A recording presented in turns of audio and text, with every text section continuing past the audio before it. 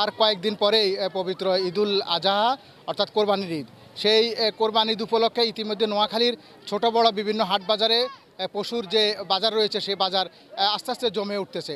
আমি এখন আছি নোয়াখালীর সোনাইমুড়ি স্কুল মাঠে, হাই স্কুল মাঠে। এখানে আজকে গরুর বাজার, যে কোরবানি ঈদ উপলক্ষে এখানে নানা ধরনের পশু এসেছে। মূলত এই মাঠে বিভিন্ন জাতের দেশীয় এবং খামারিদের গরু আসলেও ছাগল পাশে একটি রেলওয়ে যে ময়দান রয়েছে সেখানে রাখা হয়েছে ছাগল। মূলত এই মাঠে আমরা দেখতে পাচ্ছি যে নানা রকমের অর্থাৎ বিভিন্ন খামারের গরুর আনা হয়েছে।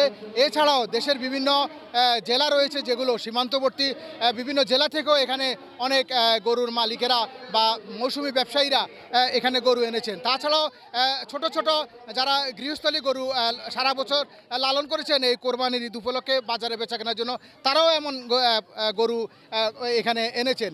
তবে আমরা দেখতে পাচ্ছি যে মূলত আজকে এই সোনাইমুড়ির স্কুল মাঠে যে পশুর বাজার, সেটি মূলত এটি প্রথম। আগামী মঙ্গলবারে এখানে দ্বিতীয় বাজার রয়েছে। আমরা দুপুর থেকে এই বাজারে ঘুরে যেটা দেখতে পাচ্ছি যে মানুষজন যারা এসেছেন তারা আজকে শুধুমাত্র গরুর দরদাম দেখতেছেন এবং কেমন গরু এখানে এসেছেন সেটি মূলত তারা দেখছেন। এখনও পর্যন্ত আসলে আমরা কাউকে গরু কিনতে দেখি নেই। বিভিন্ন জায়গা থেকে যারা এসেছেন তারা দরদাম করছেন বা দেখতেছেন বাজার কেমন আছে।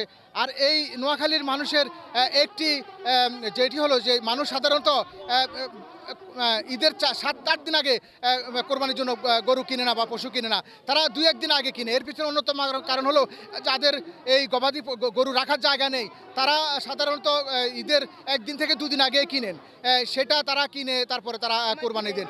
এখন মানুষজন যারা পশু কোরবান দিবেন তারা বিভিন্ন বাজার ঘুরে দেখতেছেন যে আসলে এইবার দরদাম কেমন। এটাই মূলত এখন আমরা দেখতে পাচ্ছি যে তা আমি একজন যিনি এই বাজারে অর্থাৎ এই গরুর পশুর হাটে যিনি গরু নিয়ে এসেছেন কোরবানি ঈদ উপলক্ষে, আমি তার সাথে কথা বলবো। এখানে আপনি কয়টা গরু নিয়ে আসছেন বা আসলে বেচা কিনা? ভাই আমি 5টা গরু নিয়ে আসছি এখানে, আমার কাছে গরু আছে 35টা। আমার 5টা আনছি বাজার দেখতে। হ্যাঁ, তারপরে মানুষজন দেখতেছে, মূলাইতেছে, মানুষ এখন কিনতেছে না, রাখার সমস্যা, এই সমস্যা।